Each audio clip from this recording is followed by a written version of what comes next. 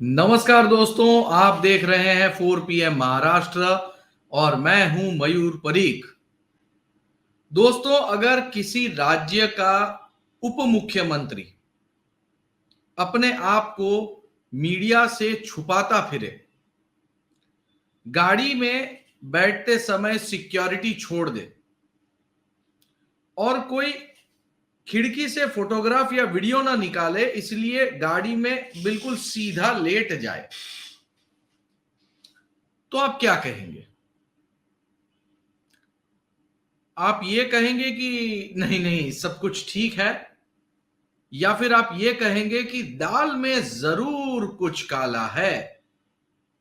तो दोस्तों, आज मैं इसी दाल में काला क्या है मुद्दे पर आपसे बात करने वाला हूं। बात की शुरुआत करने से पहले मैं आपको एक वीडियो दिखाना चाहूंगा। यह वीडियो है महाराष्ट्र के उप मुख्यमंत्री अजीत पवार का। ये देखिए, ये है वो वीडियो। दोस्तों, ये जो वीडियो आप देख रहे हैं, इस वीडियो में ब्लैक गाड़ी है और इस ब्लैक गाड़ी में सवार है अजीत पवार।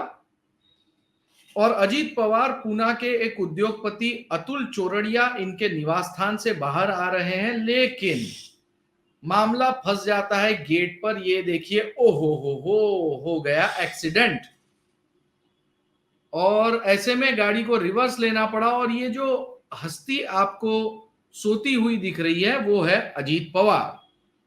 अब आप कहेंगे कि अजीत पवार, इनको लिक्का छुपी का खेल कब से खेलना पड़ रहा है? तो भैया, बात कुछ ऐसी है कि पूना में उद्योगपति अतुल चोरड़िया इनके निवास स्थान पर अजीत पवार, शरद पवार और जयंत पाटिल इनके बीच में एक सीक्रेट क्लोज डोर मीटिंग हुई है। मामला कुछ ऐसा है कि आज पूना में एक कार्यक्रम था। इस कार्यक्रम में महाराष्ट्र के उप मुख्यमंत्री देवेंद्र फडणवीस, उप मुख्यमंत्री अजीत पवार, ये सभी कोई मौजूद थे। और ये कार्यक्रम जैसे ही समाप्त हुआ, अजीत पवार ने अपनी गाड़ी को बिना कॉन्वॉय के बाहर भेज दिया और खुद चले गए अतुल चोरड़िया इनके निवास स्थान पर। इस निवास स्थान पर पहले से ही शरद पवार मौजूद थे। यहां पर कई घंटों तक एक क्लोज डोर मीटिंग चली और इस क्लोज डोर मीटिंग में क्या चर्चा हुई, इस बारे में तो अब तक कोई जानकारी सामने नहीं आई है। लेकिन यह जरूर पता चला है कि इस मीटिंग में सिर्फ शरद पवार और अजीत पवार, ये दोनों ही नहीं, तो उनके साथ में जयंत पाटिल जो थे वो भी मौजूद थे। दोस्तों, ये किस टाइप का पॉलिटिकल रिलेशन है या फैमिली रिलेशन है, इसे लेकर अभी भी संभ्रम बन रहा है। और छुप छुप के मिलना, इससे बिल्कुल यहीं पर एक अंदेशा जाता है कि कहीं दाल में कुछ काला तो नहीं। बात ऐसी है कि एनसीपी से अलग होने के बाद अजीत पवार पहली बार शरद पवार से मिलने के लिए प्रतिभा पवार, इनका स्वास्थ्य कैसा है, ये पूछने के बहाने सिल्वर ओक निवास स्थान पे गए। तब कहा ये फैमिली मीटिंग है, अपने आप को छुपाया नहीं।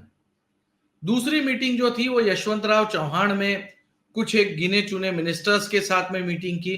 तब कहा हम आशीर्वाद लेने गए। फिर तमाम विधायकों के साथ में यशवंतराव चौहान ऑडिटोरियम में मीटिंग की। तब कहा तमाम विधायकों को आशीर्वाद की जरूरत थी, इसलिए सारे के सारे विधायक गए। और अब जब मीटिंग हुई है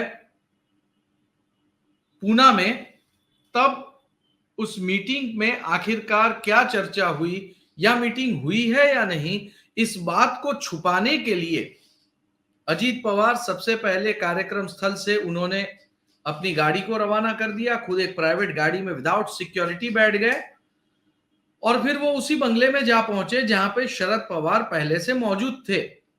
कहा जा रहा है कि ये छोटी मोटी मीटिंग नहीं थी, कई घंटों तक ये मीटिंग चली। इस मीटिंग में जयंत पाटिल भी मौजूद थे।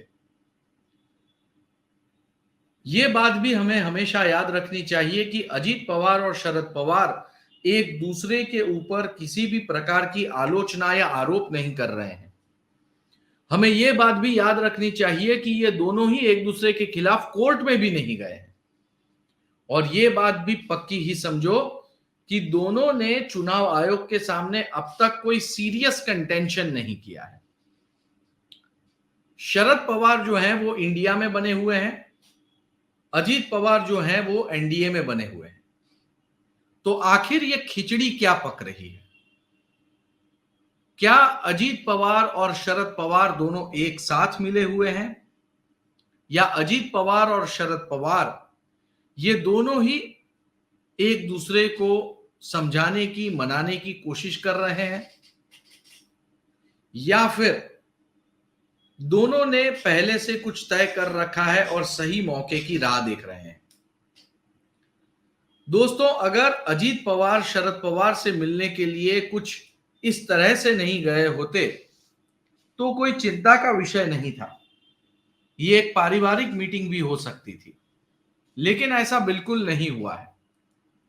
यह तब हुआ है जब उप मुख्यमंत्री देवेंद्र फडणवीस खुद पूना में मौजूद थे, अजीत पवार मौजूद थे, शरद पवार मौजूद थे, और जयंत पाटिल, जिन्हें तो पूना में रहने का कोई कार्यक्रम हो इस प्रकार की मीडिया में कोई जानकारी ही नहीं थी, वो भी इस मीटिंग में पहुंच गए।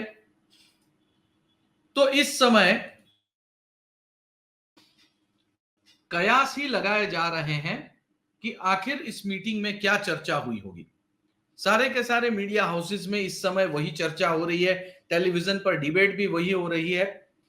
मेरी मानो तो शरद पवार और अजीत पवार के बीच में कोई खिचड़ी जरूर पक रही है, लेकिन वो सही समय पर बताएंगे कि आखिर उन्होंने दांव किसकी ओर खेला है, कहां की ओर खेला है। देखिए, अगर इन दोनों के बीच में कोई मनमुटाव होता, कोई झगड़ा होता, या फिर इन दोनों के बीच में किसी तरह की वाकई में सीरियस लड़ाई होती, तो एक बात पक्की है कि ये दोनों ही छुप कर नहीं मिलते। दूसरी बात यह है कि ये दोनों ही नेता अब तक एक दूसरे के खिलाफ खुलकर मैदान में आते, जो अब तक होता हुआ हमें नहीं दिख रहा है। क्या हम इसे रिस्पेक्ट कहें, या फिर एक दूसरे का डर कहें, या फिर मिलीभगत कहें? कहते हैं राजनीति में जो कहते हैं वो करते नहीं हैं, और जो नहीं कहते हैं वो जरूर करते हैं। और इसी तरह की नीतियों पर अगर कोई हमेशा अग्रसर हुआ है तो वो है एनसीपी, यानी कि शरद पवार। क्या ये शरद पवार का एक और दांव है? लेकिन ये दांव प्रधानमंत्री नरेंद्र मोदी को भारी पड़ेगा, या फिर विपक्षी गठबंधन इंडिया को? ये आने वाले दिनों में ही हमें पता चलेगा। कुछ दिन पहले ही हमने एक वीडियो बनाया था, उस वीडियो में हमने राजनीतिक विश्लेषकों को बुलाया था। उन लोगों का भी यही कहना था कि अजीत पवार और शरद पवार ये दोनों ही जिस तरह की राजनीति खेल रहे हैं, ये कॉम्प्लेक्स राजनीति है। यदि बीजेपी जीतती हुई दिखाई दी तो बीजेपी के साथ हो जाओ, यदि कांग्रेस का घोड़ा आगे चल रहा है तो कांग्रेस के साथ हो जाओ। लड़ाई है अपना अस्तित्व बनाए रखने की, लड़ाई है अपने आप को कानून से बचाए रखने की, एक बीजेपी की वॉशिंग मशीन में नहाकर साफ सुथरे होने की। आखिरकार एनसीपी किस ओर आगे बढ़ रही है, हमें भी इंतजार करना होगा। लेकिन इस तरह की तमाम खबरें हम आप तक 4 PM महाराष्ट्र तक पहुंचाते रहेंगे। चैनल को सब्सक्राइब करें, वीडियो पसंद आया हो तो लाइक करें, कमेंट करें, और दोस्तों के साथ शेयर करना ना भूलें। बहुत बहुत धन्यवाद।